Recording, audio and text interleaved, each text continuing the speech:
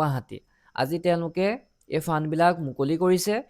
যোনে যোনে আবেদন কৰিছিলা সকলোৰে চাগে একাউণ্টত পইচাবিলাক সোমাইছে চাগে বহুতৰ চাগে সোমোৱা নাই দুদিনমান তোমালোকে ৱেইট কৰা যোনে যোনে আবেদন কৰিছিলা নিশ্চয় তোমালোকৰ একাউণ্টত পইচাবিলাক সোমাব তোমালোকে মোক এটা কমেণ্ট দিবা পইচা যদি সোমায় ঠিক আছে কোনটো ভিডিঅ' তোমালোকক এবাৰ মনত পেলাই দিওঁ তেওঁলোকে ইয়াতে থাম্বনেইলখন দেখিছা মেট্ৰিক হায়াৰ ছেকেণ্ডেৰী